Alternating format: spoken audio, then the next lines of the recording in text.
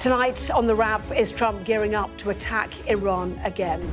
He warns that a massive armada is on its way and time is running out for Tehran to agree a nuclear deal. As Iran issues a defiant response, we hear from Iranian doctors who detail the lengths the regime is going to silence dissent and hold on to power.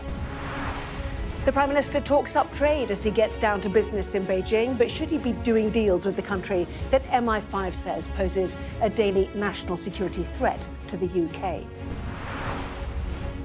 No person has appeared in opposition to the confirmation. A day of firsts. The first ever female Archbishop of Canterbury is heckled as she is officially sworn in. She promises to call out misogyny and tackle safeguarding concerns. So can she move past the problems that toppled her predecessor? And the first ever film premiere at Windsor Castle as Amazon rolls out the red carpet for the King at the launch of its new film detailing his environmental work.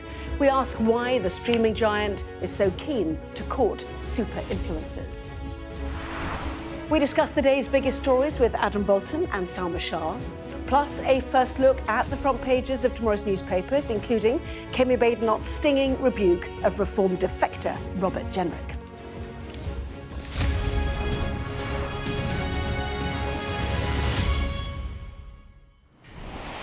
Well, good evening to you, Adam, Salma. Welcome to both of you. And it certainly seems that American sabres are rattling once again, Adam.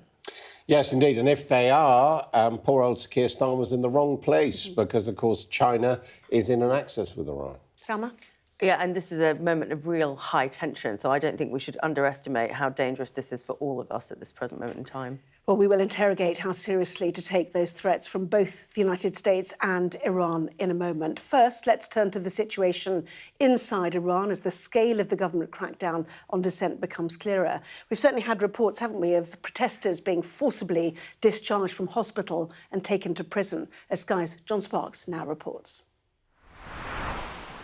In Iran, the architecture of fear has been restored after the theocrats who run this country opened fire on their own people. But their determination to stay in power is matched by their efforts to conceal what has taken place. Access to the internet is restricted, but Sky News has obtained disturbing testimony from Iran. This is Dr. Yasser Ramanarad, a specialist in internal medicine. He works at a public hospital in Tehran. In recent days, actions have taken place that have not been seen elsewhere in the world, even in world wars. He told us what he saw when the regime launched its crackdown. Pressure was put on nurses and doctors to clear out the emergency department. In other words, any patient who was there, whether they had clear medical indications or not, was told to be discharged. They wanted the emergency ward emptied for security forces who had been injured. We know the security forces have made incursions into hospitals. Here in western Iran, medical staff tried to prevent them from entering the regional hospital. Patients cower as the authorities search the ward for injured protesters.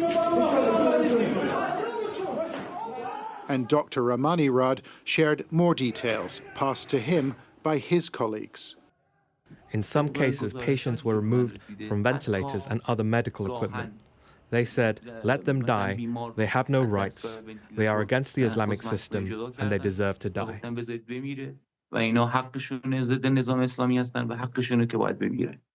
Not just a doctor, Ramanirad is also an activist, a dissident, who told us he feels compelled to speak out. And he says the security forces are now effectively in control of the hospitals. If they realize that someone who was injured in the protests has gone to hospital, or even if they had gone before and managed to escape them, they will arrest that person. By checking security cameras, they track them down, raid the locations, and detain them. This is the situation we are in right now. But the authorities are not just pursuing the protesters. Dr. Ramanirad says 3 doctors in his team of 50 have been arrested. Dermatologist Amene Suleimani, an emergency doctor, Babek Puramin, and surgeon Fahad Nadali. The 3 medics have been detained, we believe, for coming to the assistance of injured protesters. Another doctor, Ali Reza Golsini, has been beaten and detained, say human rights groups. Golsini is reportedly facing execution after he offered treatment to protesters on his Instagram page. Many are simply too frightened to attend clinics and hospitals in Iran, so doctors who live overseas are now providing emergency care to the protesters. I spoke to Dr. Pantea Razian in California. She's received numerous calls. They already had been shot. They already inside the home. They couldn't go to any hospital because they are afraid of getting, killed or arrested, right? They have the infection right now. Some of them are still bleeding. Some of them has been shot inside the belly. I have one very young boy that has been shot from just, 2-meter distance into both knees. It's a difficult situation. Injured protesters trapped at home without proper care. So it means they are at the risk of potential death in next few days or week. Sky News approached the Iranian authorities with our findings and received no response. The testimony and evidence now emerging from Iran are deeply troubling and produced in many cases by those exercising great courage. But these are not accounts the regime wants the world to hear. John Sparks, Sky News. Well, you hear those bone-chilling screams, Salma. They live with you, don't you? The horror that people have witnessed, seen and experienced in Iran. Absolutely, and what they are putting themselves at risk of with those doctors speaking out and that footage coming out, because, of course, there have been various shutdowns in Iran around communications as well. So the fact that we are seeing this is testament to the bravery of those individuals. But the numbers are quite horrifying as well, with 5,000 people believed to have been killed since December around these protests, and the pain that some of them are going to be going through because they cannot, as we have just seen, get access to medical treatment. Most of the killings seem to be specifically on the 8th and 9th of January. As Salma said, this internet blackout means information is very hard to come by, but an almost inconceivable crackdown in Iran with perhaps more than 30,000 dead. I mean, these are figures that are now being talked of. Yeah, absolutely. 20 to 30,000, although officially people are talking closer to 6,000 or 7,000, but no one knows. And the bravery of those people who are talking in John Sparks' report is quite amazing. Important, though, to note that we're going to go on and talk about Donald Trump. He said help was on the way, but when that violence was going on, the help wasn't there. So whatever may happen next, it's too late, really, to stop that. Well, let's talk about that now, shall we? What's been said today and over the last few days. President Trump has made his feelings clear when it comes to efforts to Iran to push Iran to return negotiations about its nuclear program. He said on Truth Social, hopefully, Iran will quickly come to the table and negotiate a fair and equitable deal. No nuclear weapons, he said, one that is good for all parties. Time is running out. It is truly of the essence. As I told Iran once before, make a deal. Well, Iran responded with this, using some capital letters of its own. Last time the US blundered into wars in Afghanistan and Iraq, it squandered over $7 trillion and lost more than 7,000 American lives. Iran stands ready for dialogue based on mutual respect and interests, but if pushed, it will defend itself and respond like never before. Well, this is the problem, isn't it? As Adam said, help is on the way has now morphed into time for Iran to make a deal. The help that was promised to the Iranian people was not, oh, by the way, the economy is going to get better once sanctions are lifted. No, I mean, America increased sanctions. But, I mean, the interesting thing is that Trump's latest demands are not really about the repression of the people or against the regime. He's now making this overt demand, no nuclear weapons in capitals, and is saying if there isn't a declaration of no nuclear weapons, he will act with speed and violence. And, you know, we do have to, although it's a very different country from Maduro's, we do have to see parallels. Similarly, in that case, there was a naval build-up, threats, and then military action. And he's actually saying that if the Iranians don't make a deal, then there will be mass destruction, major destruction, worse than Operation Midnight Hammer, which was the bombing raid against the nuclear installations. So, frankly, it looks very grim. It looks as if in a matter of a few days there's likely to be intense American military action. Yes, so let's bring in our US correspondent now, James Matthews, who joins us from Washington. What, James, are the expectations now? We have seen the military build up. Are we closer to war? And what about the protesters in what Trump's had to say? Yeah, well, that is a question, as Adam rightly points out. You know, this Truth Social post today, I suppose we can read too much into Donald Trump's social media, but a couple of weeks ago he was talking about help being on the way for these protesters and their cause, which is, of course, regime change. If we are now talking about no more nuclear weapons, that's what it says on the tin, that's the way Trump is framing it, then what does that mean? Does that mean what we had in June, targeted strikes at nuclear sites, actually nowhere near Tehran and nowhere near the heart of the regime? Because between those two different premises for military action, you know, that action would look very different.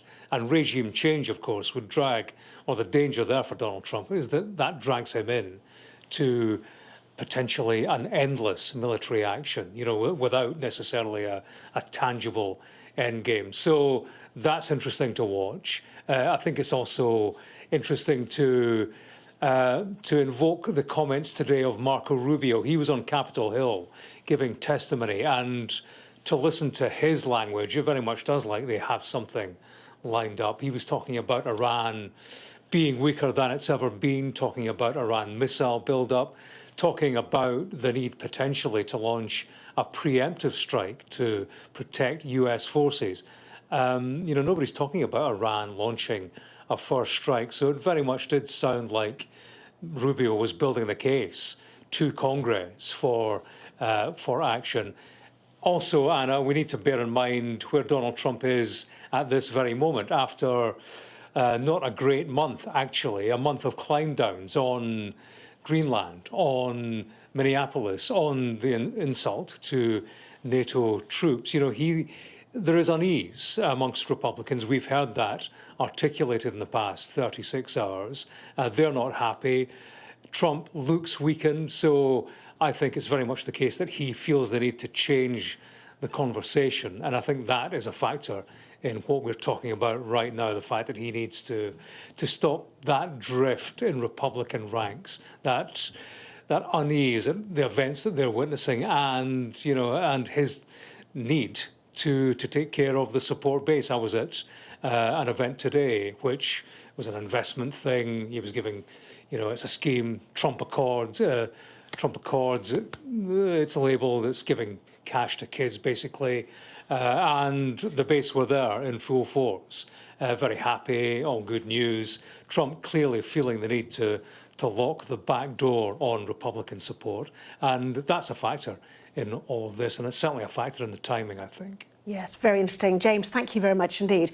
There's twin pulls here, aren't there? You know, don't be tacoed, Trump always chickens out. James outlining some of the elements that have changed, but also the base, the MAGA base, the Republicans did not sign up to foreign intervention. No, indeed. And almost the Iranian sort of counter-response to Trump on Truth Social could have been sort of a MAGA attack on him, which is 7 trillion, you know, soldiers out there in foreign lands that end up in that quagmire. So I think there's definitely that pressure that he is going to feel, you know, midterms coming up as well, with all these problems that have come down the track. So politically, it's not fantastic, but he's still going there because it's that drive perhaps for that Nobel Peace Prize, for that idea that I can go and solve the world's problems.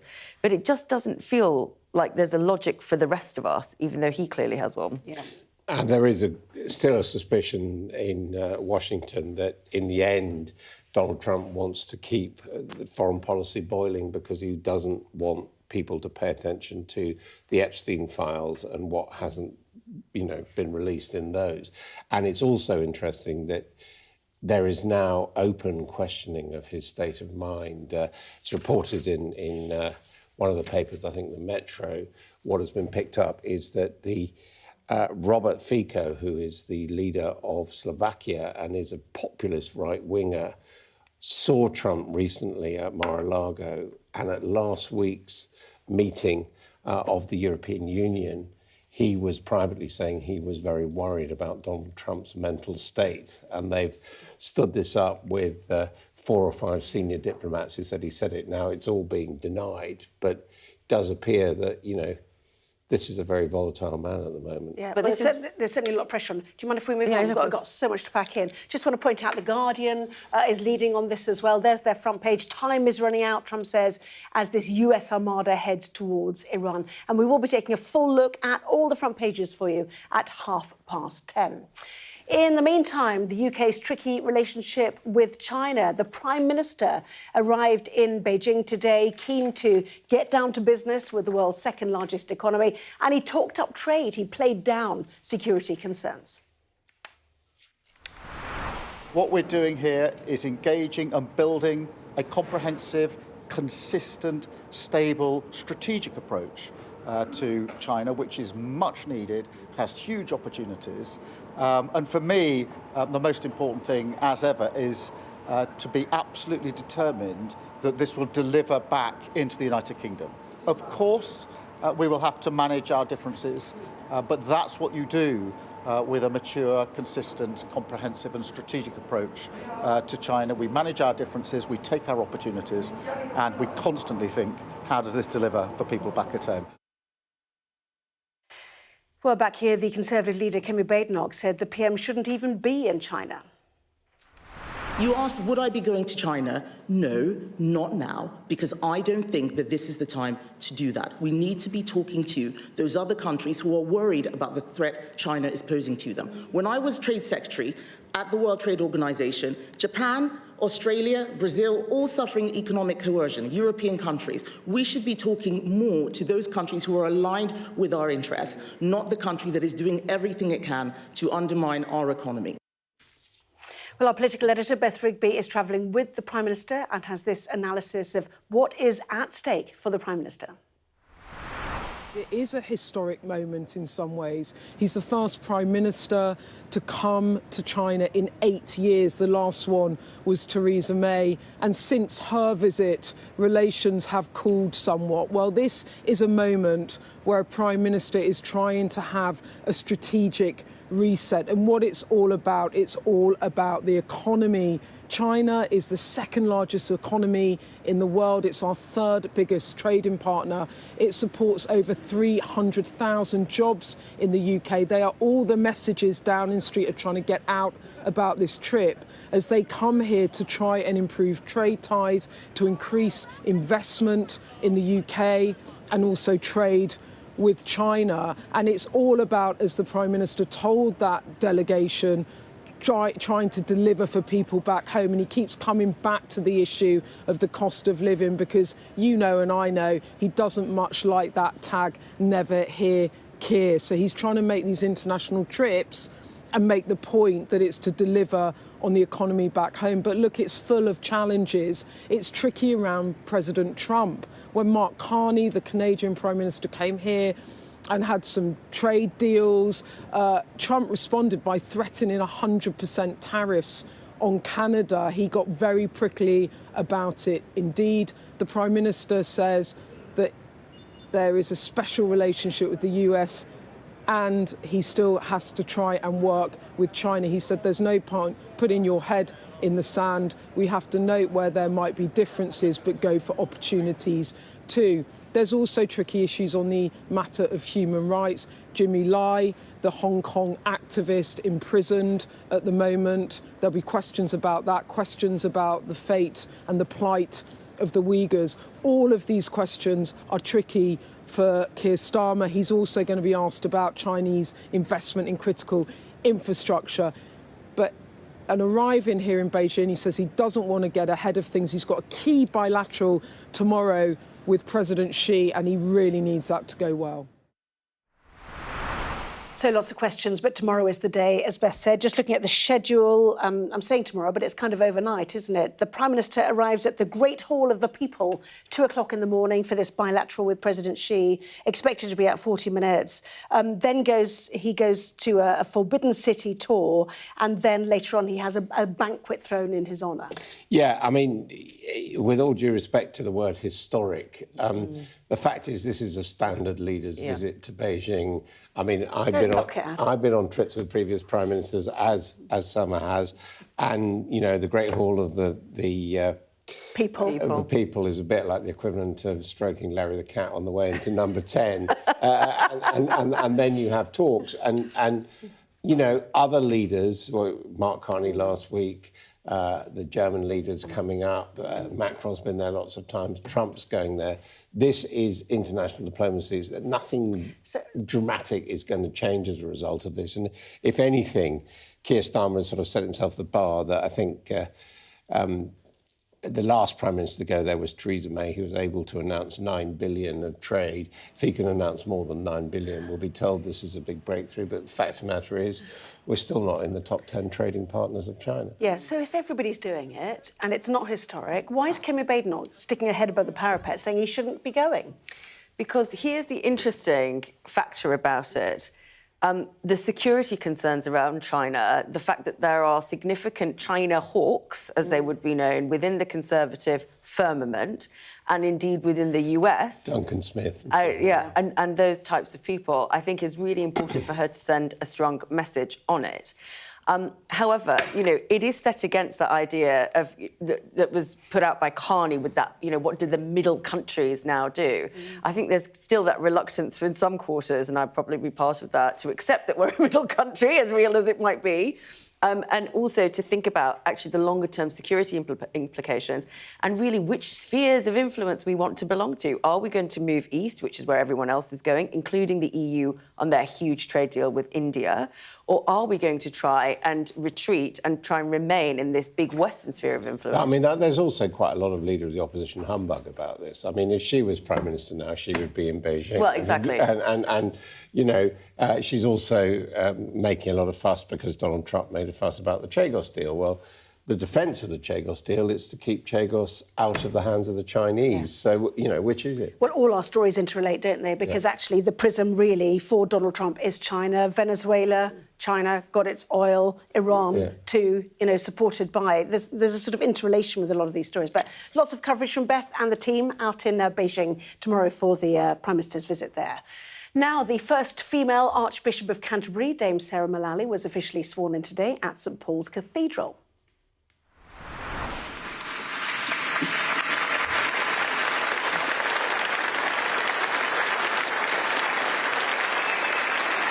But the ancient proceedings did not fully go to plan. That no person has appeared in opposition to the confirmation. I did, safeguarding the suicide. Well, the ceremony interrupted, albeit briefly, by a heckler who says he wanted to highlight issues around safeguarding within the church. The new Archbishop has been scrutinised in the past for her record on the handling of abuse allegations. I said on the day of my announcement that all of us should be open to having the light shone on what we do. And coming in as the Archbishop of Canterbury, I recognise, rightly so, that there is greater scrutiny on me and the actions that I have undertaken. And I will reiterate my commitment to safeguarding, particularly to listening to the victims and survivors of abuse. Well, Salma heckled on day one just shows the sort of broader range of issues she has to deal with, you know, beyond her gender and the difficulties some more conservative elements of the Anglican faith have about that. Indeed, and it's not just what's sort of been difficult for her predecessors. She's going to have a whole new set of problems, not least around structures around the parish, around funding, even around sort of the centrality of the Anglican faith within the established church. I mean, you're already seeing a sort of pushback from the royal family in terms of the role of faith within this community. So there's a whole host of problems for her to deal with. But the difficulty is going to be how she's going to bring all these people together and have some confidence in her leadership, because I'm afraid it's not been a strong start, not just because of the heckling for her, because she doesn't have the same, in my view, the same sort of presence. I mean, I wish her well. It's a hard gig. But as who? I mean, that doesn't have the same presence as what? I think as Welby. I think there was a lot more. I disagree with you completely. Oh, okay. Because first of all, I do think this is historic, unlike the trip to China, in the sense that, you know, the first woman archbishop since since ever, but certainly since 1533, when, you know, the Church of England was set up under Henry VIII. So I think that's historic. Secondly, with all due respect, I think she is the best person who's become archbishop for quite a long time. I think there have been a lot of weirdos. And Adam. And she... I mean, nice people. I mean, I've interviewed them all, but... Yeah, but they're not here to defend themselves, are they? But anyway, I'm telling you off. Rowan Williams was a great intellectual, but you didn't really get the impression that he was down to earth.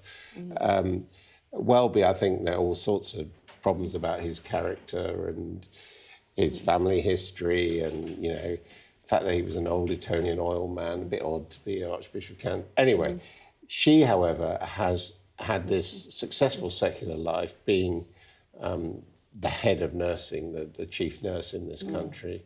She's been very effective as a bishop in the House of Lords. And I think she's actually going to get a grip to the modern Church of England, although, of course, there is this whole question of the fact that historically she is the first woman.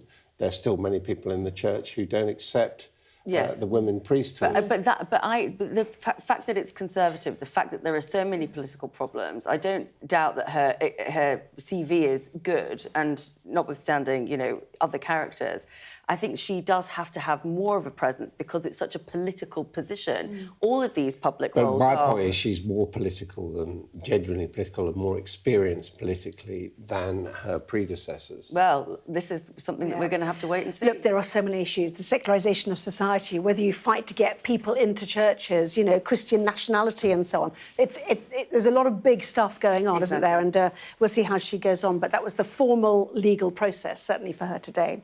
Well, coming up next on The Wrap, we will take a first look for you at what is making the front pages of tomorrow's newspapers. See you in a moment.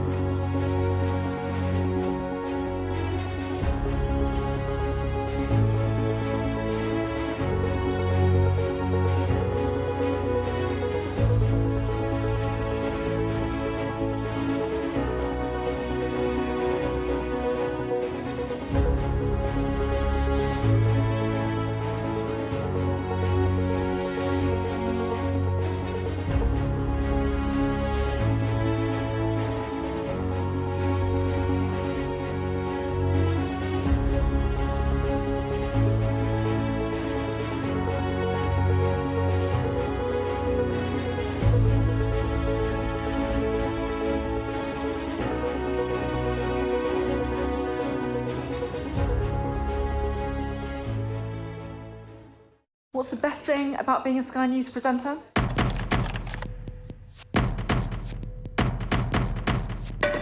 We've done the work and the reading, so you don't have to. Being a Sky News presenter.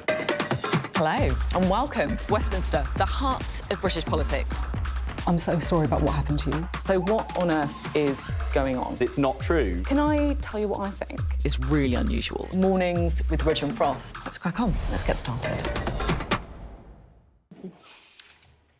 But it's time now here on The Wrap to see what is making the front pages of tomorrow's newspapers. So let's start with The Guardian. Trump's warning that time is running out makes their front page as a US armada heads towards Iran.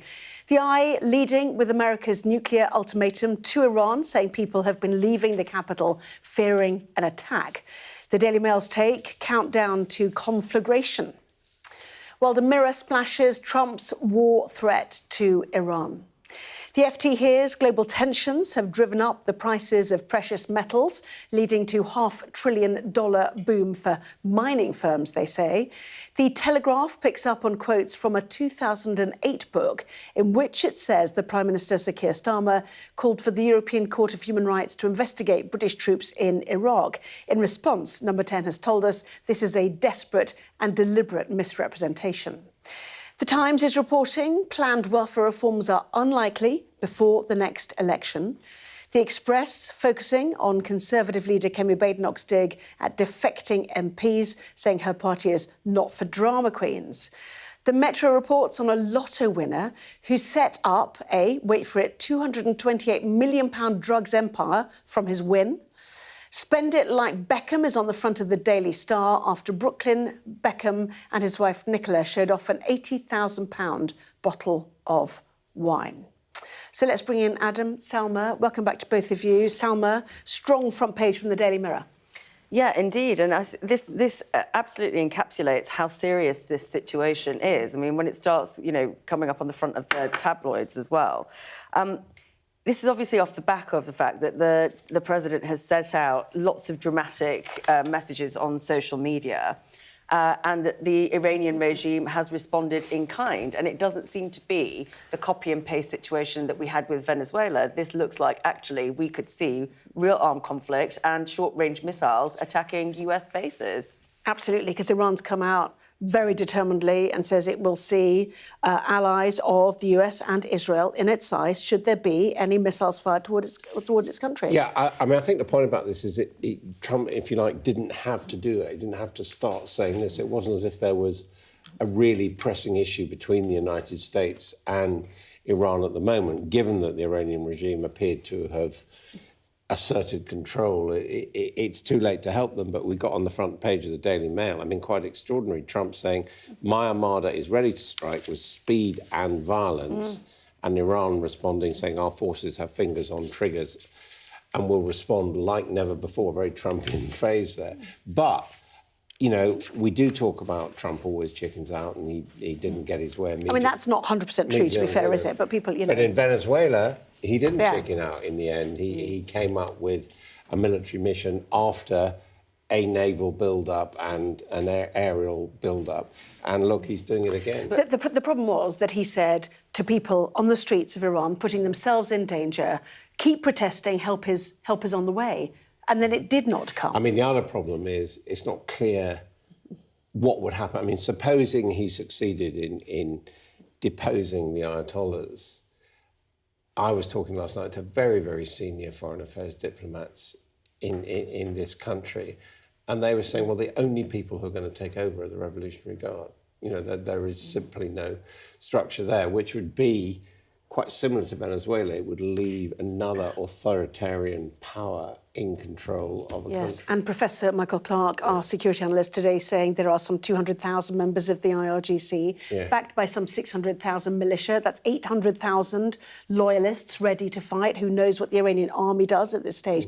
This is not an easy conflict, is it, No, for Trump to wade into? Not by any means. And the complexities surrounding the Middle East in terms of who is going to come to whoever else's aid is also something that you need to factor in. But similarly to the Venezuela situation, they extracted Maduro but left his administration in charge because they have a similar militia structure that is tied to political parties. So there are a lot of similarities, except for the fact that Iran has a lot more in terms of military capability. But you do have to wonder, just as Venezuela had a lot of oil, so does Iran. So is, in fact, Trump's aim to change the regime in a way that America will have greater control of Iran's oil. We're still not sure what that end game is, and I think this is the problem. So we've seen a change of tack from the messaging that says, I want to support you as the protesters, down to come to the table and talk to me about a nuclear deal. So what is the actual end game here? Exactly. Well, we know indeed that Iran is seen as the great bogeyman, you know, sponsoring the Houthis, sponsoring Hamas, October the 7th, sponsoring Hezbollah. You know, if you take out the Ayatollahs, as you suggest, are now severely weakened. Severely weakened. The proxies are, you know, not necessarily gone, but certainly weaker. Politics, Daily Express, Kemi, my party is for serious people and not drama queens. Who could she possibly be talking about? Well, I'm not sure, because I've been a Conservative for years, and I can tell you there's still a lot of drama queens there. You're not jumping ship to reform, are you? That's the point. But I think what's really interesting about Kemi is that she's really facing down these defectors in a way that I'm not sure that every other previous Conservative leader would have done. So I think she's really sort of, you know, egging it on. Does it benefit her, them going? I mean, I think Kemi Badenoch is a bit of a drama queen as well. She's certainly not boring in terms of how she behaves. And the people she's talking about, it's quite clear. I'm sorry you didn't win the leadership contest, generic. I'm sorry you didn't get a job in the shadow cabinet. That's Braverman. I'm sorry you didn't get into the Lords. That's... what's his name? Well, Nadine Dorries as well, to be fair. But who else? Nadine Zahawi. Nadine Zahawi. It's a couple of them. The two Nads. So she's having a go at them. But what was also interesting about the speech is she pretty much said they've done it for personal reasons, but didn't really, on policy terms, differentiate herself very much from Reform or them. The policy people she differentiated herself from were the people yesterday, Andy Street and Ruth Davidson, who's going for the centre ground, the centre-right politics. And she said, I'm not interested in the centre. I'm interested in the right. So is she wrong? Is that beginning to be the wrong decision, do you think? I think at this point in time, given where her polling is and given what the opportunity is in terms of those other sort of softer Tories, if you like, that might be out there, I don't think there's really an option for her to be giving up votes before she's even gotten them. So I think there is a place to be hard on defectors and have this kind of messaging, but I think you've got to be a bit more of a broad church, as we always were, you know, back in the David Cameron days. I think at the moment, you know, the Tories, to be electorally successful, they need centre-right and right. Yeah. And she, both by personal inclination, but also tactically, she cannot afford to lose the right at this moment. She has not found a way to bridge those two things together yet. But what she cannot do is dismiss something out of hand, because then at what point does she come back? But the argument is that if she didn't dismiss them out of hand, then the charge would be from generic, you know, what's left of the Tories, they're just really the Liberal Democrats. And you know, she doesn't want that to become something that Tory voters think, because then she could lose more to Reform UK. Yeah, and all of this matters because of the May elections. What's left of the May elections? That takes us to the Telegraph. Labour council leaders were lent on to cancel local elections. The party's ruling body has heard. So is this a serious allegation, do you think, against the Labour machinery? I think this is a really serious allegation, because we have debated this for so long. In terms of whether it's appropriate or not. My personal view has always been to pause the reforms, not the elections. And I think if there is something that's politically motivated behind this, and it's not the reasoning that's been given about the cost associated with reform of the local authorities, and it's more to do with reform the political party or the Greens sort of showing Labour up at the locals, and therefore destabilising Keir Starmer's premiership, then I think that this really is problematic. But bear in mind that 15 of the 29 councils who've postponed elections, and ultimately there's a decision, 15 are Labour, OK, just over the majority, but a lot of Tory councils as well, which probably for the same reason that they're worried about reform. Yeah, but they don't have to be leaned on by the party machinery to decide that actually they're probably safer to wait a year. It's very true, actually. Anyway, let's go to diplomatic community. This is in the Metro. Embassies owe, wait for it, a whopping £164 million in congestion charges. Do they not pay? I didn't realise they didn't pay. Do they just sort of wave themselves through, or do they just not get round to paying? Well, this is something that I haven't really quite come across before, because I always assumed that you did pay, even if you were part of diplomatic staff, and there were only certain things that you were immune from. I had not realised that congestion charging and possibly even, parking charges, are there other things that have been wrapped up in that? I don't know if there's reciprocity as well, so that if we're in other places, do we get to miss out on any of those motoring charges? So it's a new one on me, I have to say. Yeah. This is an old chestnut, and it's been going on forever about parking fees and now the congestion charge, which of course means that proportionally more is left. But the fact is, diplomats do have diplomatic immunity, and they use it. And of course, the problem has been defining who's a diplomat. We've had quite a lot of Arab princes, for example. Yeah, but they apparently should pay it. And actually, if you look at the figures, they're whopping. And I know we've got bigger fish to fry in the world, but nonetheless, the biggest offenders are the U.S Embassy, which owes Transport for London £15.8 million, followed by the Embassy of the People's Republic of China, whose staff have amassed unpaid fees of £11.4 million. Presumably that goes up when they've built their mega embassy with even more staff in it. Well, anyway. maybe the parking's better around there and there's not any congestion zone. They might have an underground car park in those underground sections. All I can say was when we were reporting a story, the Reagan-Gorbachev summit in Geneva, Jon Snow, our colleague from Channel 4, was woken up in his hotel and arrested because some years previously he hadn't paid a Swiss parking fine. So there we go. Maybe we need to get tough. They know how to do it, don't they? Yeah, absolutely. Now to a story which came in a bit too late for the first editions of the newspapers. Perhaps we'll see it later. The King taking to the red carpet tonight for the first ever film premiere at Windsor Castle. Harmony, a new way of looking at our world, charts his work championing environmentalism. It has been funded by Amazon Prime, and it's not the streaming giant's first foray into documentaries about world leaders this week. Melania Trump promoted her own Amazon-funded film by ringing the opening bell at the New York Stock Exchange today. It documents the First Lady during the 20 days leading up to her husband's second inauguration last year. So, why then the focus on so-called super influencers for these streaming giants? Salma? Because we'll watch it. I mean, that's the reality, isn't it? If you've got the King talking about his environmental work and you see it firsthand, you might be a sceptic, you might be cynical about the reasons that he's produced this documentary. But Amazon has deep pockets. They're clearly looking for new subscribers. They want people to watch their content.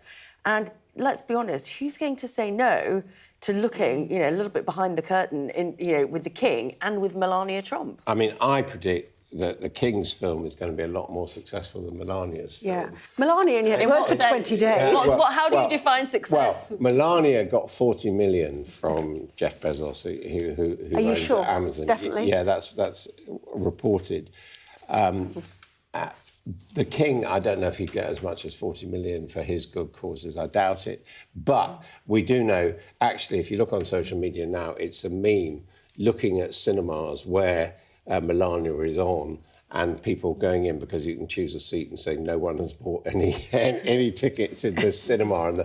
And there was a famous one-line review, which was even if they showed Melania on a plane, the audience would walk out. That's very nice. I'm looking forward to it, I have to say. The King's one, I think, would be actually quite interesting. There is a bit of poignancy to the King's one, given his age, 77, given his cancer diagnosis that we've heard about. In it, he says, maybe by the time I shuffle off this mortal coil, there might be a little more awareness. I wonder if they asked him about Trump's Drill Baby Drill as part of this documentary. But anyway, we'll see. But a huge array of talent there tonight, including, Kate Winslet, I think, who narrated it. Rod Stewart is there, Judi Dench is there, Stanley Tucci is there. So it's, it feels like Windsor Castle is the place to be for a night out, right? Yeah, the premiere of the Melania in the White House, they had it in the small private cinema, the premiere. And Mike Tyson was there.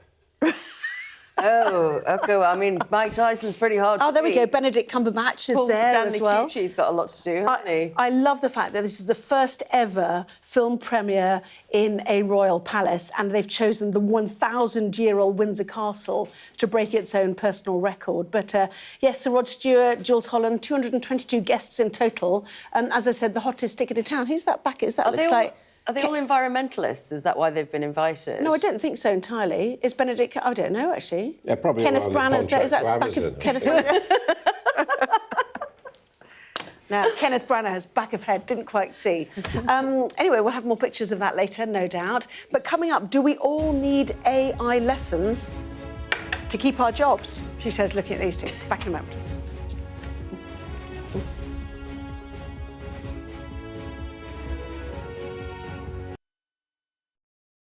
First Minister, how are you? Good morning. Good morning. Nice to see you. How are you feeling? Looking forward to getting into the parliamentary chamber. Are you any further forward to making a decision? No, it's an important day today. All of the claims were in line with my parliamentary duties, so I'm making that clear to you, Conor. He was a Scot through and through. He was a very good politician. Alex Salmond was controversial, he was a disruptor, but above all, he was respected. Will you resign if you lose this week? Again, I'm not planning to, of course, lose the vote of no confidence. I'm planning to win that vote of no confidence. His face said it all. My intention to stand down as party leader. This is now a storm with deadly consequences. How are they feeling? They're a bit scared at the minute. We've been told to evacuate. How are you feeling? Devastated. Hundreds of homes were wiped out by flooding. I'm Conor Gillis, Sky's Scotland correspondent. It was probably the darkest time in my life. Scott is 5 years sober after a cocaine addiction left him close to death. Scotland has a shameful record, worse than England, the worst in Europe. Why not just say you failed? Because then you might get more respect from families who've lost loved ones. This is where one of the UK's most prolific rapists thought he'd got away with murder. Sky News can reveal that former sex workers had told police he was sexually violent. My Emma. Free wherever you get your news. It's over, isn't it? The Americans say he is Rossi, a fraudster. This has been one of the most bizarre cases ever heard in a courtroom in this country. A dangerous murderer.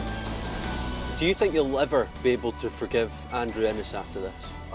She said she can forgive him, but as long as he's behind bars. By doing the right thing, it's destroyed your life. They terrorised me. They intimidated me. I'm so grateful. Sky News, the full story first.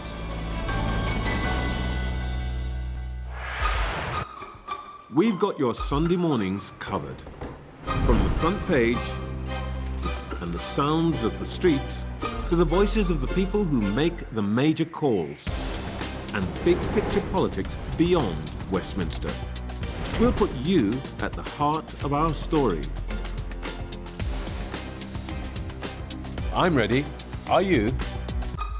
Join me, Trevor Phillips, Sunday mornings on Sky News. What's the best thing about being a Sky News journalist? Who's funnier? Being a Sky News journalist. A special edition of The World with me, Yalda Hakim. Pakistan had the right to respond. You're like, what? Historic day here today. Congratulations, this is a huge moment. But what happens now? The best thing about being a Sky News journalist? They call him the king of the jungle. Being a Sky News journalist. Yusra Al-Baghir has this report. And this is what's left of it. As a woman of colour, how did the Harris campaign speak to you? People risk their lives to speak to us for this report. Mr. Zuma, Sky News. We're trying to see as much as we can. Now, we are all going to be offered free lessons in how to harness artificial intelligence. Ministers say the online courses are coming in response to workers' concerns that their jobs could soon be a thing of the past. So let's take a look at this then from Sky's Anjum Pirbakos. AI is currently rapidly changing the workforce and the job market as we know it. I think there are people right across the country who are worried. What will it mean for me and my job? What will it mean for our kids and their job. But today the government have announced a programme that's going to help everybody in the workforce be able to upskill and seek knowledge in AI. We want to make AI work for Britain, and that means we need Britons who can work with AI. We want to make sure people have got the skills they need to get the opportunities of the future. Many workers are still worried about whether artificial intelligence could replace them. So how are people reacting to the thought of more AI in the workplace? Prior to learning all the different tools, I was very much maybe a little bit sceptical, a little bit using it as a search engine. But now I've found ways to really optimise and integrate AI into my daily workflow. So things like invoicing, contracts, creating policies. The programme is a joint effort between government and major tech firms, with more than 1 million courses since last summer. Ministers say it should free people from routine tasks. Being able to do a program like that just really fast-tracked me to learning and building skills in AI and then applying it to the business. We learned a lot about brand, we learned a lot about, optimization, we learned a lot about how to use the systems, I guess, to create an efficient workflow and processes. So, free AI courses, open to all. Will you be taking on the training? I will you? Yeah, absolutely. I don't think AI as it is today is something that needs to be feared. It needs to be understood and it needs to be adopted. Yeah, but you say that Amazon today announcing 16,000 jobs going. It's 1% of their workforce, but 10% of their corporate or white-collar workforce because of the rise of AI. So what do we say to our young people about what jobs will be available in the future? Well, what the tech people say is, yes, AI is going to replace some jobs, but there will be more jobs, they say, of people who know how to use AI and as it were, cut out the donkey work, but then are able to employ that to do new things. So, to give an example, it is said that AI is going to help the development of new drugs, yeah?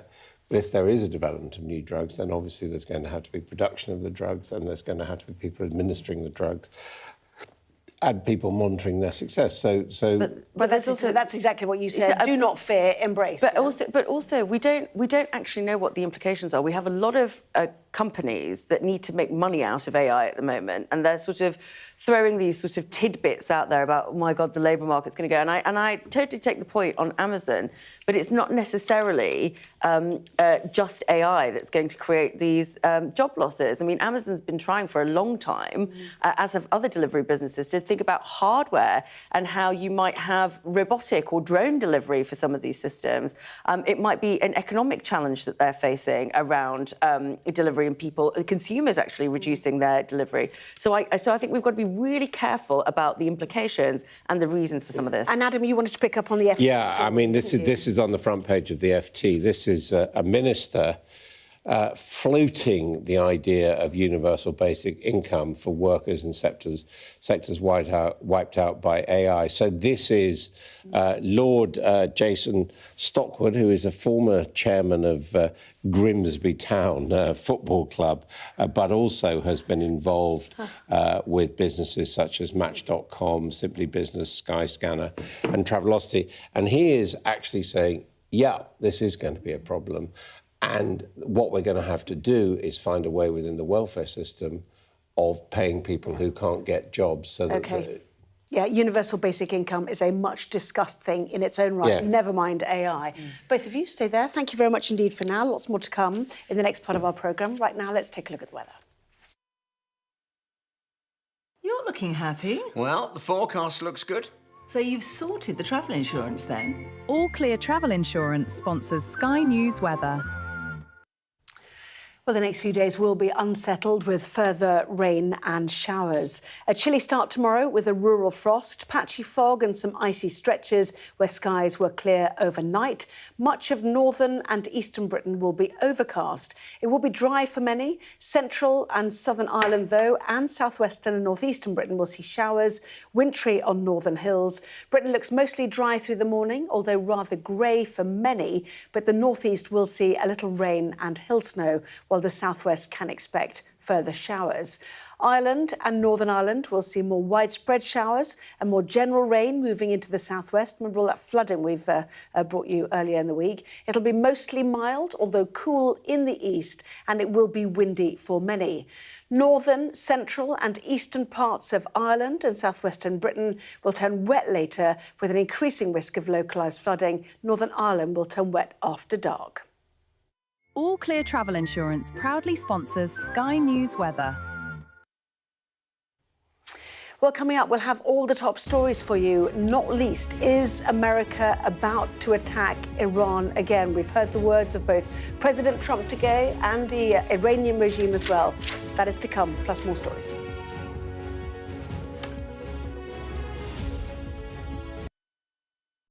The best thing about being a Sky News journalist? I'm going to take you behind the scenes here for Election Night Live. They have gone up and up. Being a Sky News journalist. Ed Conway, Sky News, is anyone going to talk to us? Mortgage rates did go up very sharply during your time in office. Here it is. First off, just the scale of what we're looking at. Our data shows it's been happening. Question is, why it hasn't been stopped.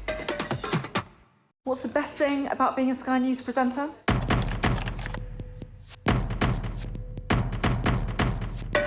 We've done the work and the reading, so you don't have to. Being a Sky News presenter. Hello and welcome. Westminster, the heart of British politics. I'm so sorry about what happened to you. So what on earth is going on? It's not true. Can I tell you what I think? It's really unusual. Mornings with Richard and Frost. Let's crack on. Let's get started.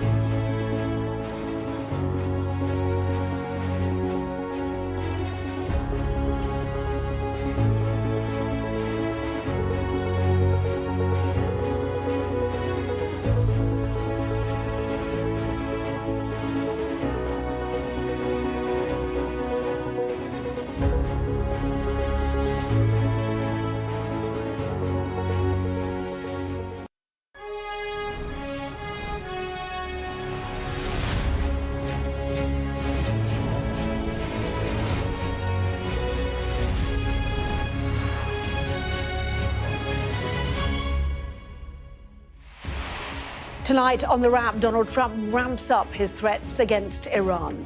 He warns that a massive armada is on its way and time is running out for Tehran to agree a nuclear deal. As Iran issues a defiant response, we hear from Iranian doctors who detail the lengths the regime is going to silence dissent and hold on to power. The Prime Minister talks up trade as he gets down to business in Beijing, but should he be doing deals with the country that MI5 says poses a daily national security threat to the UK? Experts decide against upgrading ketamine to a Class A drug, despite a record surge in its popularity.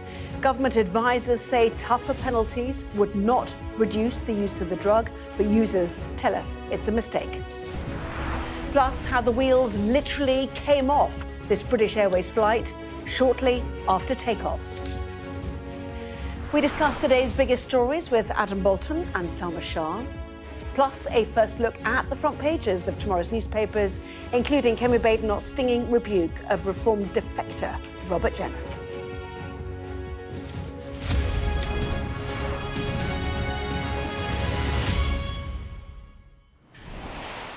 Well, good evening to you, Adam and Salma. Welcome to both of you as well. And America and Iran certainly trading threats again, aren't they, Salma? Yeah, indeed. And this is pretty terrifying. And it doesn't feel like it's just brinkmanship here. There is an armada on its way. President Trump getting really excited on social media and the Iranians coming back in turn. Adam? I mean, it looks a bit like Venezuela Mark II, military build-up, and now Donald Trump saying my armada is ready to strike with speed and violence. Well, more from both of you in just a moment. But first of all, our international affairs editor, Dominic Waghorn, has more on America's military build-up. Donald Trump says an armada of warships is on the way to the Persian Gulf. So is he about to attack Iran again? Or is he going to make a deal with the Ayatollahs instead? This is what he said during the recent massive protests in Iran. I've made the statement very strongly that if they start killing people like they have in the past, we will get involved. And again, I tell the Iranian leaders, you better not start shooting because we'll start shooting too. Well, the Iranian government did shoot protesters and is thought to have killed them in their thousands. It's been one of the most brutal crackdowns the world has ever seen. Massacres in at least 19 cities across the country. It's thought mothers, children, shopkeepers, young people, students gunned down simply for demanding change. The unrest has been crushed for now at least, but the US is still moving warships into strategic positions in the Gulf. We have a big force going toward Iran. I'd rather not see anything happen, but we're watching them very closely. We have an armada. We have a massive fleet heading in that direction, and maybe we won't have to use it. We'll see. Until now, the aircraft carrier, the USS Abraham Lincoln, had gone dark, turning off its transponders so it couldn't be tracked. Officials now say the warship is in the Persian Gulf and on station in range of Iran. US military officials say 3 guided missile destroyers are escorting the strike group. The US is thought to have sent more warplanes to bases in the Gulf too. They include the Al Udeid Air Base in Qatar, Al Dhafra Air Base in the UAE, the Prince Sultan Base in Saudi Arabia. There's also the Navy Support Activity Facility in Bahrain. More F-15 fighter jets and C-17 transport planes will be sent to the region too. President Trump is reported to have asked for options, so what could the targets be? Well, he could hit the IRGC, or Islamic Revolutionary Guard Corps. It is Iran's most powerful military group, numbering more than 125,000, and has been behind much of the recent repression. It has bases in the capital and across the country. He could strike targets linked to Iran's nuclear and missile programs, like it did in last June's US-led Operation Midnight Hammer, or economic targets, oil and gas facilities essential to the country's already collapsing economy. Or he could strike at the top, targeting the supreme leader, Ayatollah Ali Khamenei. That's not thought very likely. If Trump gives the go-ahead, what would be the consequences? Well, Iran's military is sounding defiant, a commander warning the finger is on the trigger. This mural's gone up in Tehran, threatening America with the words, if you sow the wind, you will reap the whirlwind. It could order its proxies to strike back, like the Houthis in Yemen. They recently released this video warning of more attacks on ships in the Red Sea. More likely would be targeting US allies in the Gulf, which could send the price of oil soaring, which would affect all of us. Israel could also be affected, with Iran potentially launching an offensive towards the nation it calls Little Satan. Airlines are also preparing for possible disruptions, with some airlines cancelling routes there and across some airspace in the Middle East. The biggest blowback to any military action, though, would be rallying Iranians behind their hated governments like any other when it's attacked by the enemy. That may be why Trump is also considering doing the opposite, a deal with Iran instead, to remove enriched uranium for good, reduce long-range missiles and ban nuclear enrichment. He's offering a grand bargain of sorts at the end of the barrel of a very big gun. Now, if the Iranian government goes for that, it won't help the people who rose up and want change, because it would leave in place and probably strengthen the regime that has crushed their hopes and killed so many of them. Yes, Dominic Waghorn there. So in all of this, has that original promise that help is on its way and the plight of the protesters simply been forgotten? Well, it seems to have disappeared almost as if it was a convenience to be able to go into Iran in some shape or form and then start talking about a nuclear deal. So I think that if the protesters are holding out for American support, they might be disappointed. You recall that Donald Trump sort of receded from wanting to go in and help protesters when he said, "I've had assurances that the executions have ended," as if that could happen so easily. But clearly, what was really interesting from Dominic's report is that would Trump then galvanise support for the Iranian regime because they would be under attack from what is essentially a foreign power? And I think there is that sort of dynamic that we have to be very mindful of in this scenario. Yeah, I have to confess I've spent the last 5 days going through open source intelligence on social media, trying to find out where these, planes are going, the Stratotankers, the Recon aircraft, Diego Garcia. But actually, Michael Clark, our security analyst, suggested actually this isn't an armada. It is one carrier strike group, the USS Abraham Lincoln. It goes with a submarine that's got Tomahawks on it. It's got 3 destroyers, and to be fair, the aircraft carrier's got F-18 Super Hornets on. It's all quite powerful, but it doesn't make necessarily a massive armada. Well, it does qualify as an armada, which is... Well, because it's more than one vessel. Yeah, because it's a group of warships, and that's the technical definition of armada. Trump has said that he's sent more ships and planes here than he did off Venezuela when that also began with a naval blockade of sorts. And, we don't know is the answer what he's going to do next. But what we do know is that his obsession, going back to his first term, has been the nuclear program. Of course, he did eventually launch bunker buster bombs against that, although we don't know how successful that was. He pulled out of the deal that was negotiated by Obama and the UK, obviously, and others. And he's come back on this one. He's not talking about halting the executions or don't shoot people on the street. He's saying you've got to give up your nuclear program, which is an impossible demand. Yes. We know that there's no way this Iranian regime is going to give up its nuclear weapons, say to Trump, oh, yeah, they've said let's negotiate, but they're not going to negotiate over that. So it looks like, on the basis of that response, there's going to be a strike of some kind. And the question is what that strike's going to be.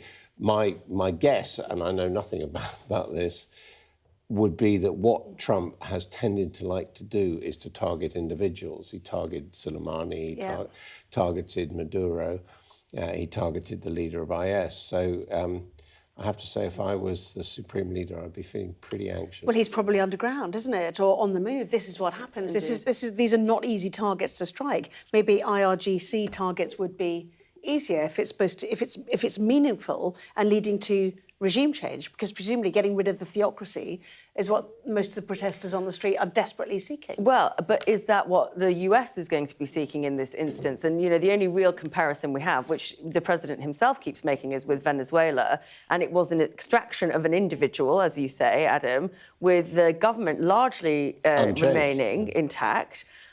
Is there potentially someone within Iran that they could live with as a replacement for the supreme leader? There are going to be lots of politics there as well. But, Iran, given its position, given the way that it has supported proxy battles across the Middle East, this is not a simple case of taking a leader out and hoping that they'll play ball with the US. There's a domino effect here. And the Iranians will be, I think, very willing to target US assets there. Are we then going to be pulled in with some of the assets, and we, as in Europe, pulled in with the assets that we have in that area? I think we'd already offered some defensive capability. It's important to note that the White House so far has been rather standoffish towards Reza Pahlavi, the Shah's son, who has been the focus of many of the protests.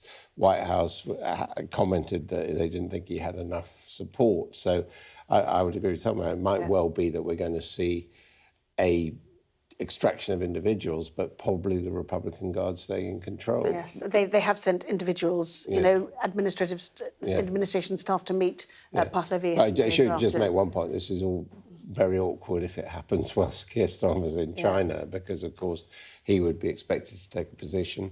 Chinese are aligned to Iran.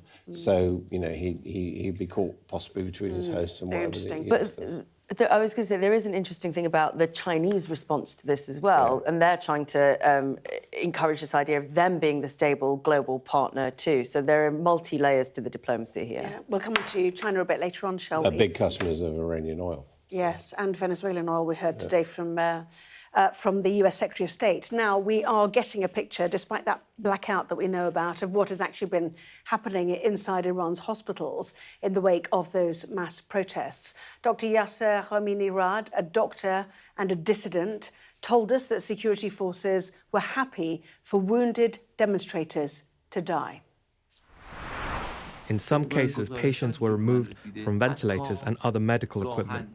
They said, let them die, they have no rights, they are against the Islamic system, and they deserve to die. If they realize that someone who was injured in the protests has gone to hospital, or even if they had gone before and managed to escape them, they will arrest that person. By checking security cameras, they track them down, raid the locations, and detain them. This is the situation we are in right now.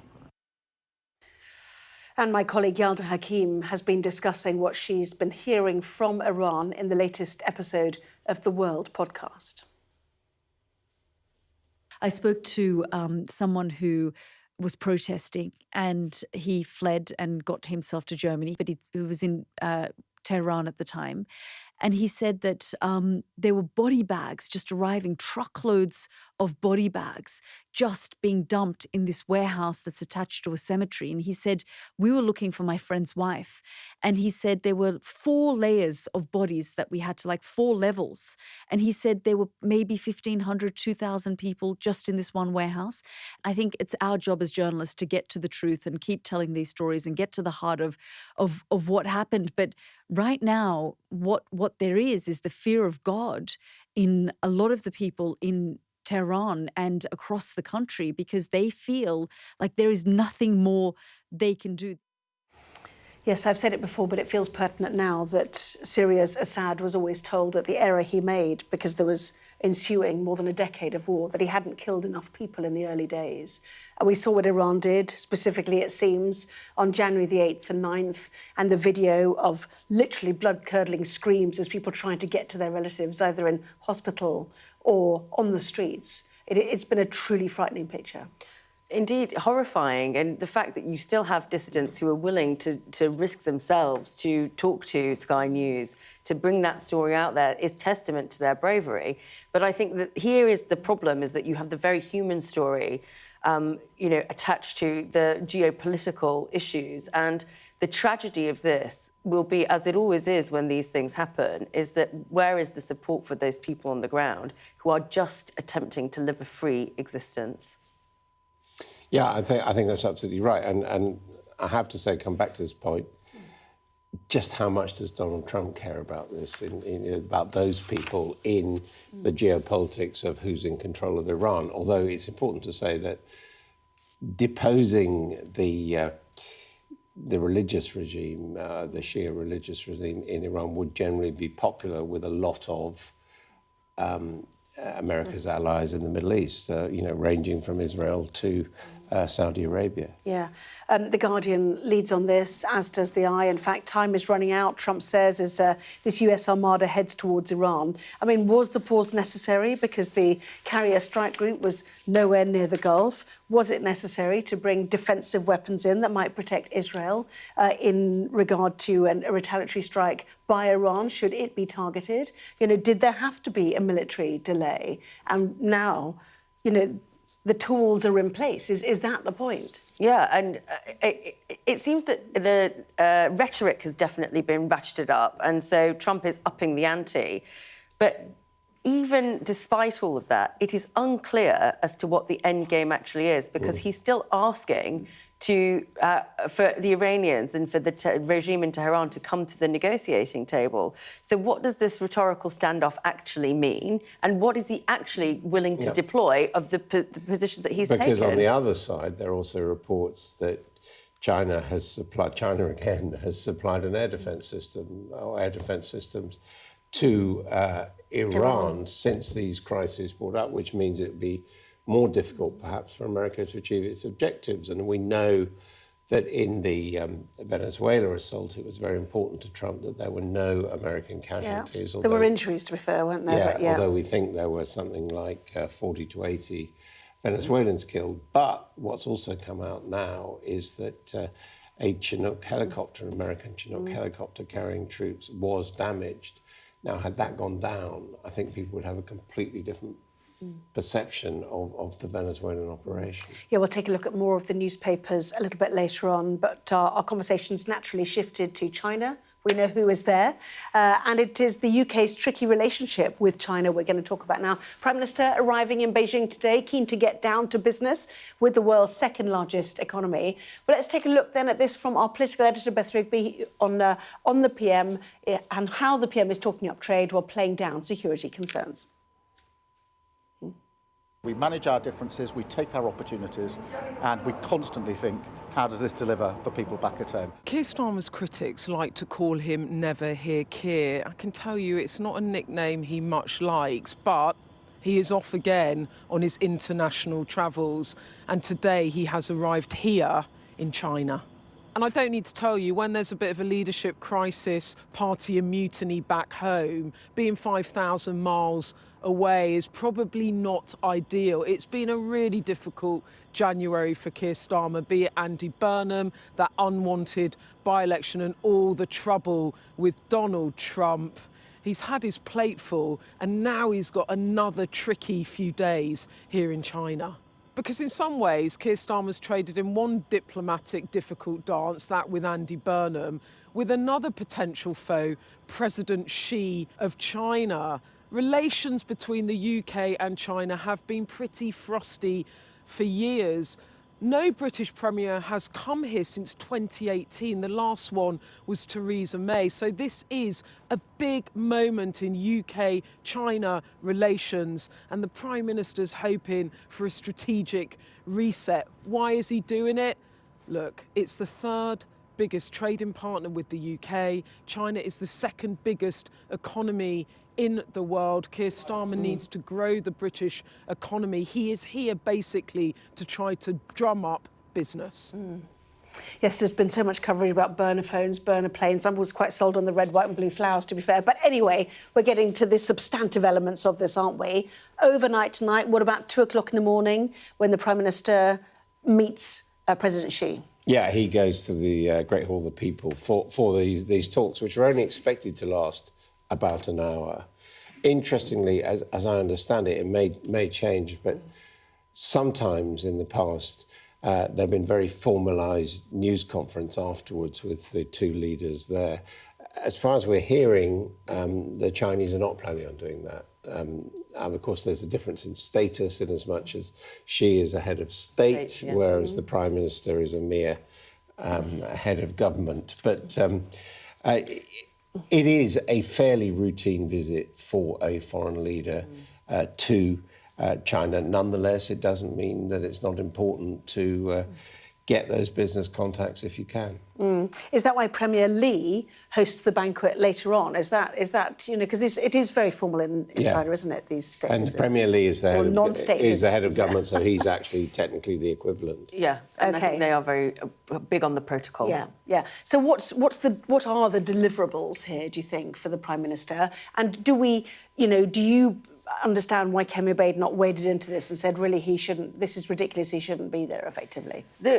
The trade-off has always been about growing Western economies and opening up the Chinese market versus the security concerns about Chinese hackers and industrial espionage and all those things that have been perennial issues for all Western economies, the US and most of Europe included. I think that there's been that shift in tone, particularly from Mark Carney, the Canadian Prime Minister at Davos, which talked about middling countries and the choices that they are faced with. And we're going back then as well to this idea of different spheres of influence and the Europeans really making a stake on the Eastern sphere. Not only are we doing our outreach to China, but you saw that the EU did a massive deal with India, a trade deal. So that's the trade-off. But I think Kemi Badenoch is obviously taking a position because the Conservative Party, the Conservative firmament, has always been pretty hawkish on China and security. And that trade-off does not go away, not even with Keir Starmer's visit to China, not even when there is a little bit more safety in numbers with other European countries being able to have that relationship. So what does China want of our stuff, really? Is it the luxury car market? Because we buy so much from them, as we all know, don't we? And in so doing, we are outsourcing our dirty manufacturing to them. Well, it's cars and it's some of our cutting-edge technology. And, you know, there is a degree of know-how here. I mean, I knew one of our diplomats working on trade in China, and he was asked to get English designers to design an airport. And they did design it, and the Chinese said, no, thank you very much, we don't want that. And then this diplomat found a year later that he flew into an airport and he thought it looked rather familiar. And the IP... I was about to say intellectual property is a really critical point. The IP had been ripped off and there were... Even Top Gear's done this on cars, I seem to remember. Six other airports like that. So you know... So be careful what you wish for, careful what you wish for, yeah. But we do want trade relations. But the other thing, which I think relates to Mark Carney, although none of our political leaders are going as far as Mark Carney, is that the Chinese are saying they want to uphold the existing world order based around the United Nations and do things by the rules. And, of course, Donald Trump doesn't. Yeah. So, Sounds strangely reassuring, you might say. We need to move on. Apologies, got lots to pack in, including why the government's advisors, rather, have decided not to reclassify this potentially dangerous but popular drug. Back in a moment.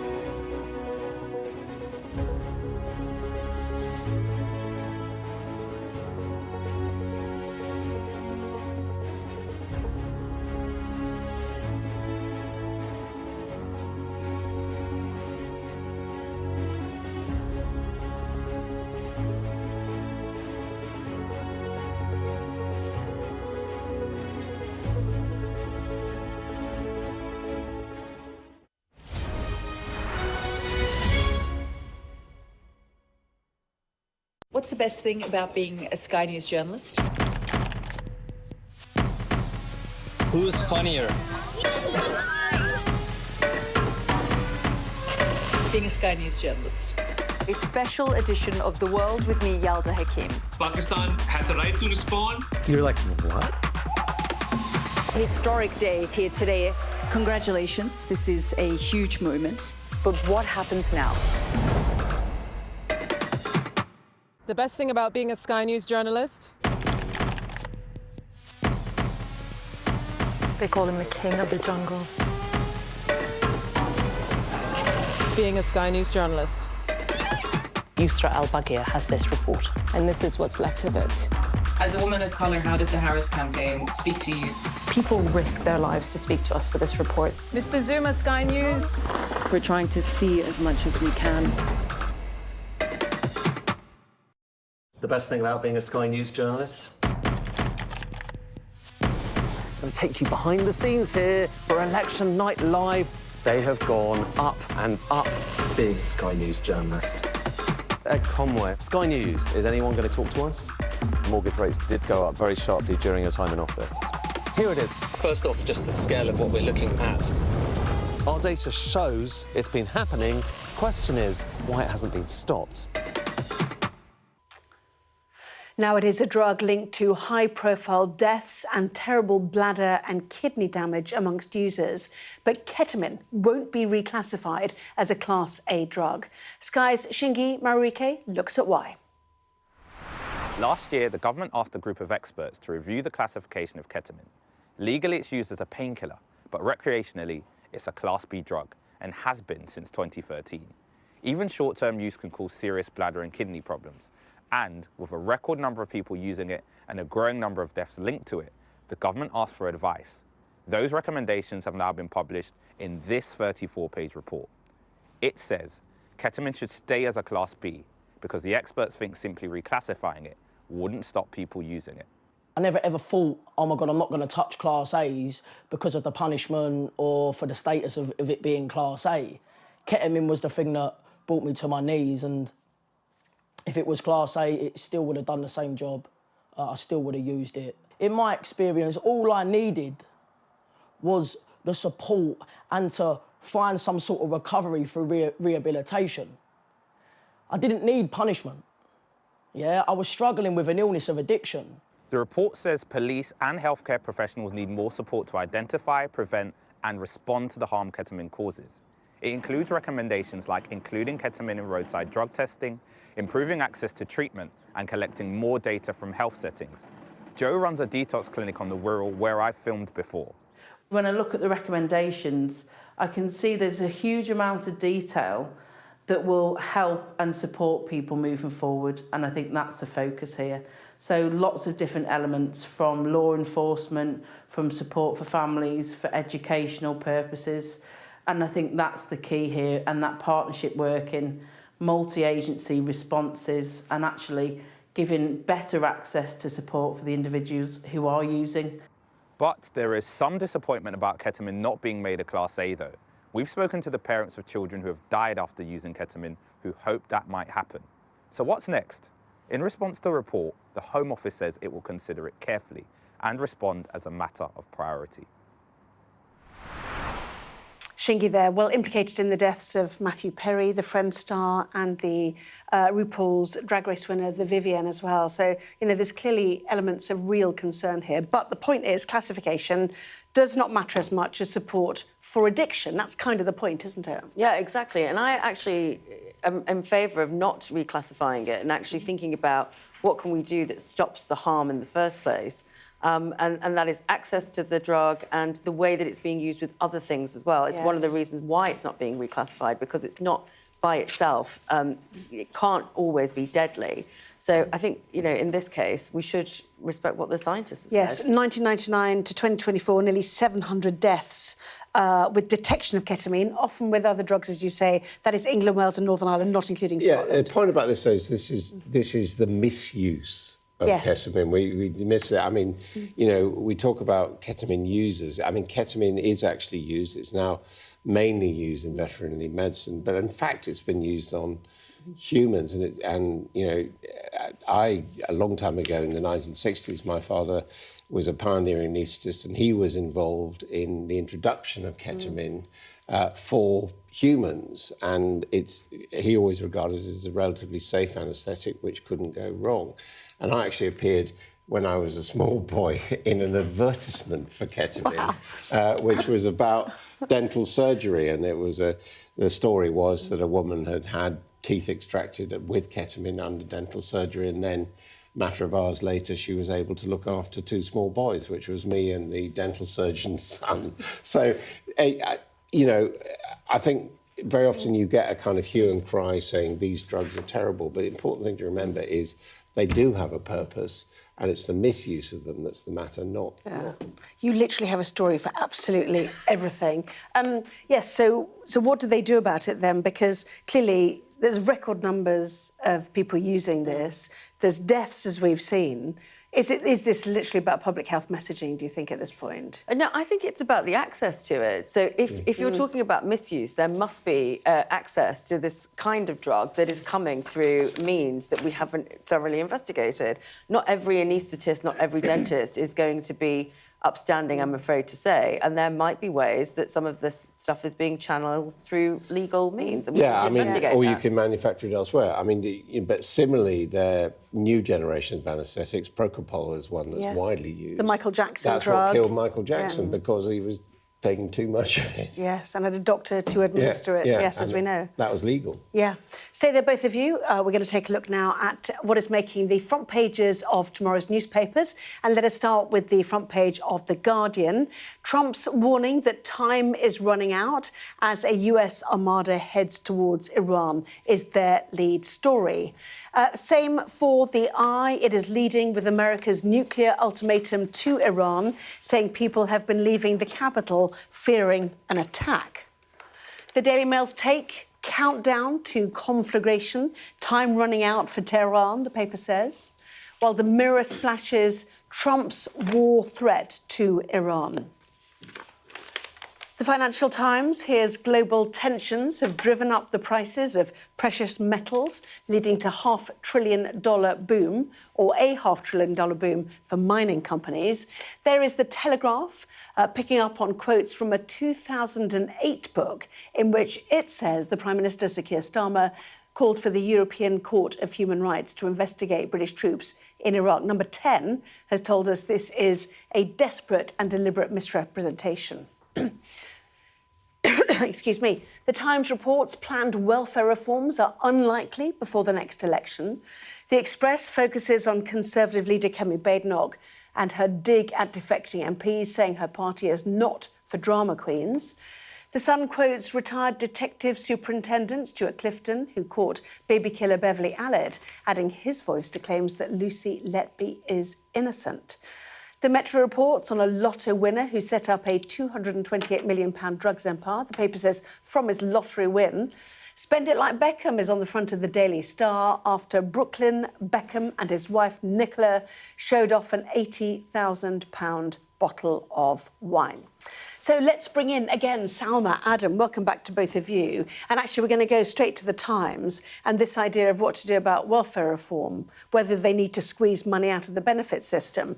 It's going to be tricky, the Times says. Well, according to the Times, it's not going to happen because the Prime Minister has vetoed plans for any further legislation on the reform of welfare. And this is going to be very difficult because this is about managing the backbench MPs, the Labour backbench MPs, which you will remember rebelled against welfare reform when it came through before, or the idea came through before the budget. The issue with this is always going to be when you are faced with an economy that's stagnating with growth, where are you going to go to find this money? And the truth is, so much of what we've depended on previously has become unaffordable. And so it's not just the sort of politics, the day-to-day politics. It actually is something more fundamental about the structure of our systems. And if you can't take it out of this massive welfare budget, knowing you've got to spend more on defence, for example, the other route then becomes cutting spending elsewhere or taxation, Adam. I mean, this is a very serious story, but it's also not a surprise because given the U-turns on invalidity support and also on winter fuel payments, it's become clear that whether he likes it or not, the government can't get past its own backbenchers these significant reforms. And this story is relating to the plans that are being made for the Queen's speech, which is due... King's speech. King's speech, I'm sorry, which is due in the end of April, beginning of May. And they are basically saying, we're just not going to try. I mean, Pat McFadden is saying in this report, he's now Work and Pension Secretary, that they're on the margins, they are making changes in benefits. But the big argument saying the money is there to basically cut benefits and spend the money on defence. And Labour is reluctant to do it. Yeah, but if you look at the FT, it feels like there's another benefit layer being thrown in here, which is in areas of sectors wiped out by AI. They're talking about actually some sort of universal basic income. Yeah. You know, I mean, that's more money going to people who cannot work because their jobs have gone because of artificial intelligence. This is a minister brought in from outside in the government saying that, there are going to be a lot of people unemployed. I mean, the truth is, everyone knows, every economist will say there's a big structural problem, but the government is simply not powerful enough to confront it. Yes. The weakness of Sir Keir Starmer, some might say. We will talk about Angela Rayner and what she might do after the break when we take a closer look at more of tomorrow's newspapers.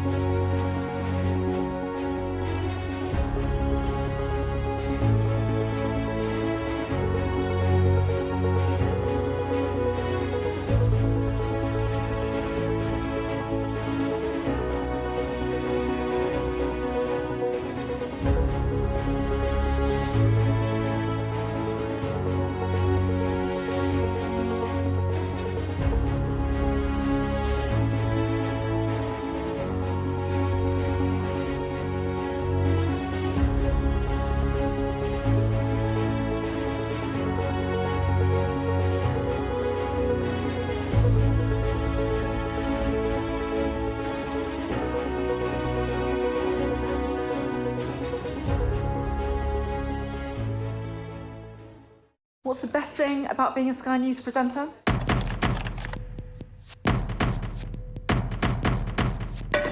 We've done the work and the reading, so you don't have to. Being a Sky News presenter. Hello and welcome. Westminster, the heart of British politics. I'm so sorry about what happened to you. So what on earth is going on? It's not true. Can I tell you what I think? It's really unusual. Mornings with Richard and Frost. Let's crack on. Let's get started. So we are continuing to look at the newspapers, trying to work out what we're talking about, but we're going to go to Angela Rayner, who will stand for leader if Streeting throws his hat in the ring. Which paper? It's The Eye. What has she said? It's emerged, which I think is the way that you write this up in journalese, that if Wes Streeting stands for the Labour leadership, and it looks like it's going to be a coronation, then Angela Rayner has let it be known that she won't stand for that, and there's going to be a proper contest. This is while the cat's away out of the country, isn't it? Yeah, Anyway, they're all going to start playing and sort of manoeuvring. But I think it's interesting that they don't feel confident enough. Perhaps this is my reading of it. Adam, you may disagree. They don't feel confident enough for her to kind of like the way he looked at sort of hit the ground running to be able to say Rayner has had enough time on the backbenches and is ready to come back. That it's only in the context of Wes Streeting being crowned, and what they really want is to give the Labour Party a proper contest. I mean, in any case, it's terrible for the Labour Party that this discussion is even happening. It already shows that they're pretty unstable. We talked about the weakness of Keir Starmer, but I think it is interesting how they're approaching to let it be known that she is looking for support. I mean, it's very simple, really. Andy Burnham is out as a result of being blocked and made to stay as mayor. So if Keir Starmer goes, there will be a contest for the leadership. I mean, it won't be like Gordon Brown taking over from Tony Blair. And I think that's pretty clear. And it's also pretty clear that the soft left of the party didn't have a candidate when it lost Andy Burnham. And now Angela Rayner is saying, I'm there. And just important to work out in these things that this is a win-win for her, because if she runs against, if it happens and she runs against Wes Streeting and she's a runner-up, she's bound to get a job and probably deputy leader again. So, you know, what's she got to lose? It's going to be interesting, isn't it? Anyway, it's not happened yet. We'll hold our thought on that. In the meantime, she's said Reform's doing her laundry and now is laundering the defectors. This is Kemi Badenoch. She's not going down lightly with this, is she? Let's put it that way. No, but I think she's had quite a lot of success with this line. I mean, obviously, it's irresistible to have a political leader talking about, you know, drama queens, and we're not for them. But I do think that casting the defectors as sort of disgruntled Tories that have thrown their toys out of the pram and are having a tantrum has been a successful line for her. I think her weak point is going to be ensuring that there aren't going to be any more defectors, because there does seem to be this trickle that's going and harming her, because there are 2 sitting parliamentarians that have done it most recently. So it does have an actual... It's not like, you know, the former Tory MPs who've gone over to Reform. This has really significant sort of parliamentary impact for her. I would say, though, that, you know, the attack is good, you know, making Reform look less fresh and making them look like the home of disgruntled Tories. And I think that is probably why she's doubling down on this and using that sort of very evocative language. It's interesting she wants to attack their personal motives, not their policies, because guess what? She served in both opposition and government with these people. Yes, indeed so. Now, I was listening to that, but I was really peering at the wine that's on the front page of the Daily Star, trying to see what chateau it is. It looks like the date might be 1834, maybe. Would that make sense? Anyway, it's 80,000 pounds worth. I nearly said dollars. It's pounds worth. And this is Brooklyn and Nicola Peltz Beckham showing off a posh £80,000 bottle of wine as part of the, well, they call it the War of the Posers, Adam. Yeah, I love the fact that the Star calls them plonkers, whereas at £30,000 a bottle, you wouldn't actually think it was plonk, would you? Whatever it tastes like. But yeah, I mean, this is more of the same. Basically, you know, pair of Nepo babes, very rich parents. Brooklyn has now thrown his lot in with his wife's family, the Peltz's family, and is carrying on behaving like a very rich person indeed. I mean, it's quite interesting. On the top of the Times, they've got an article, a little thing saying how to live on a $1 million a month income like Nicola Peltz, Brooklyn's wife. And the Daily Mirror says, don't be hard on Brooklyn. You know, they've got a double-page spread, page 18 and 19 on this. But, you know, is this teasing any support that he has if he's got an £80,000 bottle of wine there, which they've put out on...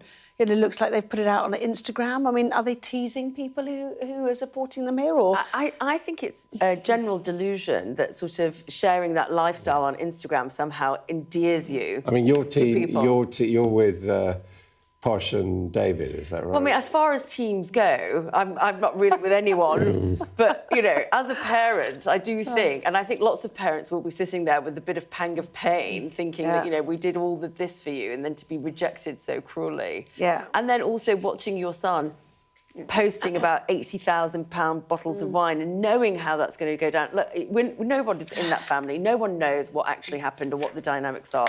So let's not judge, but I do think that this is not great for them. Chateau d'Yquem, 1831, in fact. Found it. Anyway, inside the world's biggest baldness club, pride comes from the prejudice suffered by thousands losing their hair as they escape trolls by joining the nicest place on the internet. Being follically, that's correct, isn't it? Challenged. In a society obsessed with what is and what is not an attractive look can be far from a picnic. Anyway, is it nice that people have somewhere that they have a safe space to go, do you think? Because this is a serious... Actually, why are you laughing? It's a safe space. Can I just say that so many people actually find bald... I've met lots of women who find bald men very attractive. And so I'm quite surprised that this is a requirement and a safe space is actually needed. Yeah, sure, yeah. Yeah, but for women, everybody needs a friend you know. that's similar. You know, they're going through the same experience. I don't know why you're asking me about this. No, I'm not. I'm not. You're not follically challenged. No, all I would say is that this actually came out at Prime Minister's Questions today. Because it was Andrew Griffith against David Lammy, and they were talking about whether you needed hairdressers or not, and the two men agreed rather sort of shamefacedly that they didn't actually probably not that bothered about hairdressers. On that note, it is time to finish. Thank you so much, Adam Bolton, Salma Shah. Really lovely to have you both in. Thank you very much indeed. We have the sport next, all tonight's Champions League action. That's 5 English teams confirming their place in the knockout stages. All of that to come. First Minister, how are you? Good morning. Good morning. Nice to see you. How are you feeling? Looking forward to getting into the parliamentary chamber. Are you any further forward to making a decision? No, it's an important day today. All of the claims were in line with my parliamentary duties, so I'm making that clear to you, Conor. He was a Scot through and through. He was a very good politician. Alex Salmond was controversial, he was a disruptor, but above all, he was respected. Will you resign if you lose this week? Again, I'm not planning to, of course, lose the vote of no confidence. I'm planning to win that vote of no confidence. His face said it all. My intention to stand down as party leader. This is now a storm with deadly consequences. How are they feeling? They're a bit scared at the minute. We've been told to evacuate. How are you feeling? Devastated. Hundreds of homes were wiped out by flooding. I'm Conor Gillis, Sky's Scotland correspondent. It was probably the darkest time in my life. Scott is 5 years sober after a cocaine addiction left him close to death. Scotland has a shameful record, worse than England, the worst in Europe. So why not just say you failed, because then you might get more respect from families who've lost loved ones. This is where one of the UK's most prolific rapists thought he'd got away with murder. Sky News can reveal that former sex workers had told police he was sexually violent. My Emma. Free wherever you get your news. It's over, isn't it? The Americans say he is Rossi, a fraudster. This has been one of the most bizarre cases ever heard in a courtroom in this country. A dangerous murderer. Do you think you'll ever be able to forgive Andrew Innes after this? She said she can forgive him, but as long as he's behind bars. By doing the right thing, it's destroyed your life. They terrorised me. They intimidated me. I'm so grateful. Sky News. The full story first.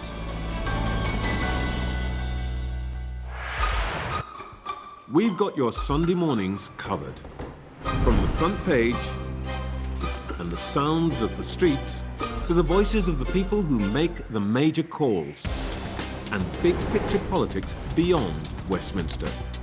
We'll put you at the heart of our story. I'm ready. Are you? Join me, Trevor Phillips, Sunday mornings on Sky News. What's the best thing about being a Sky News journalist? Who's funnier? Being a Sky News journalist. A special edition of The World with me, Yalda Hakim. Pakistan had the right to respond. You're like, what? Historic day here today. Congratulations, this is a huge moment. But what happens now? The best thing about being a Sky News journalist? They call him the king of the jungle. Being a Sky News journalist. Yusra Al-Baghir has this report. And this is what's left of it. As a woman of colour, how did the Harris campaign speak to you? People risk their lives to speak to us for this report. Mr. Zuma, Sky News. We're trying to see as much as we can. But it's time for the sport now. Let's get the latest. Here's Jess.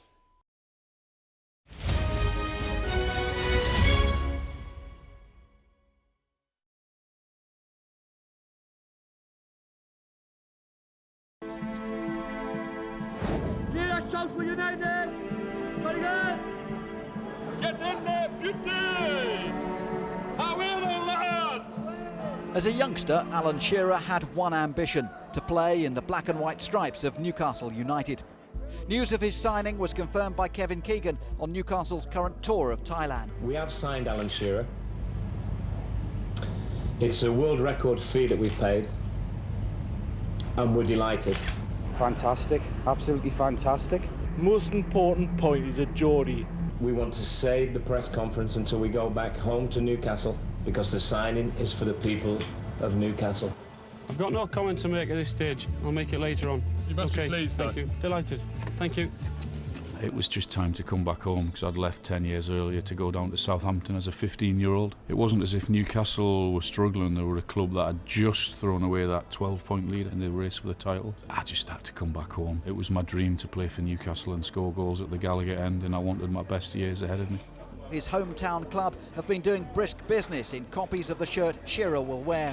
525 for his name, but we don't know if he's number 9 yet or not, but that's the number people are getting. It'll be like 725 for his name and number. Every Geordie, like a homing pigeon, wants to come home. Alan's come home, and I think it's great for the club. And it say to the kids in the area, we're going to give you a chance. He's coming home! He's coming home! He's coming home! Shearer's coming home! Newcastle United, that little team in the northeast of England, you know? We're breaking records. We're giving people hope again. The football team has such an effect on our lives. So John, £15 million is an awful lot of money. Will you ever get it back? It is an awful lot of money. I wish we'd paid less, but, you know, it's the marketplace. It's the business of football. Shearer's move from Blackburn to Newcastle beats the previous record, the £13 million that AC Milan paid for Gianluigi Lentini. And it's almost double the previous British record of £8.5 million that Liverpool paid for Stan Collymore. Worth 15 million? Worth 20 million to me. For the price of just one Alan Shearer, you could actually afford to buy yourself a brand new Tyne Bridge, arguably the ultimate dilemma for any Geordie. Everybody had to put personal money in, but the brewery, Newcastle Breweries, the fans could never thank Newcastle Breweries enough for what they did to the club. They brought the sponsorship deals forward and put in Sceptre. When you come to think of it, £15 million then was like this vast amount of money, a world record fee. I loved the pressure and the expectation that sort of went with that. I enjoyed it, you know. I enjoyed people looking at me, wanting or expecting or demanding that I go out and score goals. For goodness sake, you're paying a world record fee for a centre forward, England's centre forward, and he's a Geordie. The Blackburn.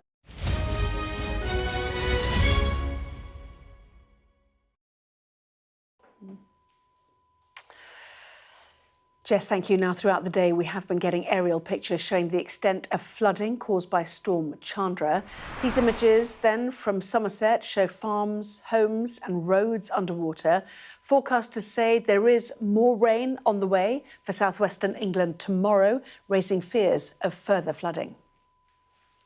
We were evacuated. We were told that the waters would come even higher, but this time we were lucky, I suppose, because it didn't do any damage, real damage to property. It's just too much rainfall.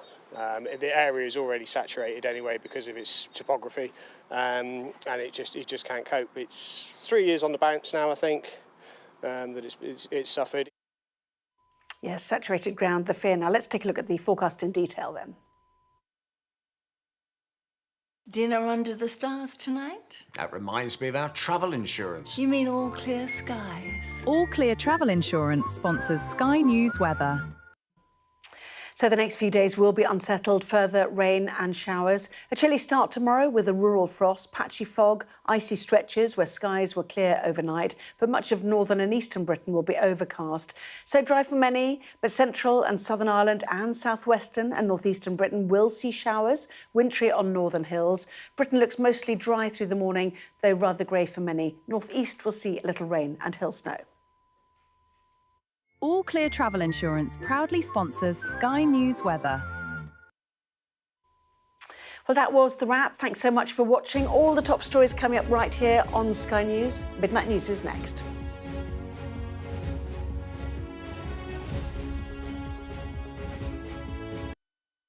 What's the best thing about being a Sky News presenter?